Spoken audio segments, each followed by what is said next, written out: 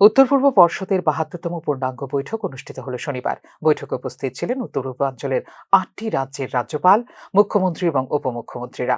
উত্তর পূর্ব পর্ষদের ৭২তম অধিবেশনের পৌরোহিত্য করেন এনএসির চেয়ারম্যান অমিত শাহ।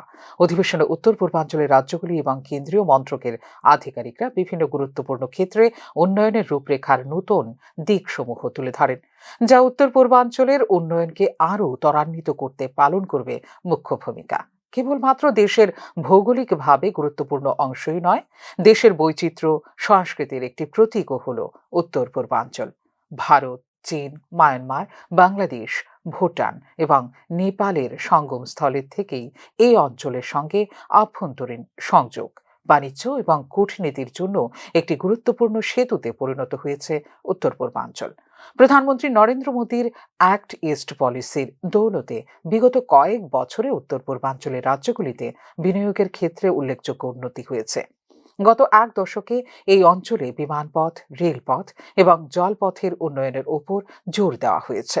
উত্তর পূর্বাঞ্চলে বিশেষ পরিকাঠামো উন্নয়ন প্রকল্পে জল সরবরাহ, বিদ্যুৎ ও যোগাযোগ, পর্যটন ও সামাজিক পরিকাঠামো বৃদ্ধি সংক্রান্ত পরিকাঠামোর পরিকল্পনাগুলোর জন্য এই অঞ্চলের রাজ্য সরকারগুলিকে ১০০% কেন্দ্রীয় তহবিল সরবরাহ করে কেন্দ্রীয় সরকার। SARDP, NA, ভারতমালা ১ ইত্যাদির মতো কর্মসূচি গ্রহণ করে পূর্ব পশ্চিম করিডোর কর্মসূচির মাধ্যমে বাকি ভারতের সঙ্গে এই অঞ্চলের মধ্যে সংযোগের উন্নতির জন্য সুনির্দিষ্ট পদক্ষেপ নিয়েছে কেন্দ্রীয় সরকার। উত্তর পূর্বাঞ্চলের উন্নয়নের গতি ত্বরান্বিত করতে এবং এ অঞ্চলে সরকারের বাস্তবায়িত প্রকল্পগুলোর কার্যকারিতা সর্বোত্তম রূপ দেবার জন্য প্রত্যেক উত্তর পূর্বাঞ্চলীয় রাজ্যে প্রতি ১৫ দিনে একজন করে কেন্দ্রীয় মন্ত্রীর সফরের পরিকল্পনা করা হয়েছে। সীমান্ত বাণিজ্য পথের উন্নয়ন, স্মার্ট সিটি এবং ডিজিটাল পরিকাঠামো, কৃষি ভিত্তিক শিল্পের প্রচার, বাজারে প্রবেশাধিকারের উন্নতি এবং স্থিতিশীল ও স্থায়ী কৃষি পদ্ধতি বাস্তবায়নের ক্ষেত্রে চ্যালেঞ্জগুলো নিয়ে আলোচনা হয় উত্তর পূর্ব পর্ষদের ৭২তম এই পূর্ণাঙ্গ অধিবেশনে কেন্দ্রীয় মন্ত্রক এবং রাজ্য সরকারগুলির মধ্যে শক্তিশালী অংশীদারিত্ব গড়ে তোলার মাধ্যমে এমন একটি বাস্তুতন্ত্র তৈরি করার উপর জোর দেওয়া হয়েছে যা অন্তর্ভুক্তিমূলক সুস্থায়ী উন্নয়নকে নিশ্চিত করবে, যা সামঞ্জস্যপূর্ণ হবে এই অঞ্চলের মানুষের চাহিদার সঙ্গে। এই অঞ্চলের উন্নয়ন আরও ত্বরান্বিত করতে তথ্যবহুল গুরুত্বপূর্ণ উপস্থাপনা প্রস্তুত করা হয় এই অধিবেশনে। গত এনএসির পূর্ণাঙ্গ অধিবেশনে উত্তর পূর্বাঞ্চলের জন্য গুরুত্বপূর্ণ ৪টি ক্ষেত্র নিয়ে আলোচনা করা হয়। এগুলি হলো উত্তর পূর্বাঞ্চলের রাজ্যগুলিতে বিনিয়োগ নীতি কর্মসূচি, উত্তর পূর্বাঞ্চলের জন্য শিল্প, উত্তর পূর্বাঞ্চলের লজিস্টিক ব্যবস্থাকে শক্তিশালী করা এবং আন্তঃআঞ্চলিক বাণিজ্য, আমদানি, বিকল্প রপ্তানি।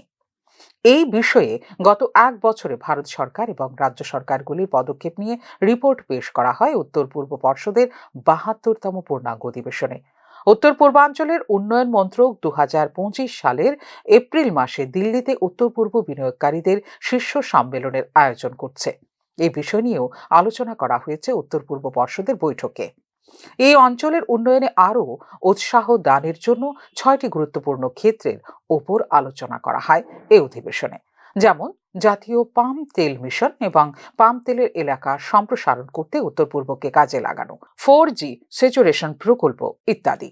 ভোজ্য তেলের ক্ষেত্রে আত্মনির্ভরতা অর্জনে উত্তর পূর্বাঞ্চলের ভূমিকা গুরুত্বপূর্ণ, কারণ উত্তর পূর্বাঞ্চলের ৬টি রাজ্য অরুণাচল প্রদেশ, আসাম, মণিপুর, মিজোরাম, নাগাল্যান্ড এবং ত্রিপুরায় পাম তেল উৎপাদনের সুযোগ রয়েছে, যা ৮.৪ লক্ষ হেক্টর এলাকা জুড়ে রয়েছে। এই পাম তেল উৎপাদন জাতীয় সম্ভাবনার ৩৮% পর্যন্ত রয়েছে। এখনো পর্যন্ত ৩০ লক্ষেরও বেশি নার্সারি স্থাপন করা হয়েছে এই অঞ্চলে। আগামী দিনে উত্তর পূর্বাঞ্চলকে দেশের উন্নয়নের মুখ হিসেবে তুলে ধরার বিষয়টি নিয়ে আলোচনা হয়েছে উত্তর পূর্ব পর্ষদের ৭২তম প্লেনারি সেশনে। ফিউরো রিপোর্ট, নিউজ নাও।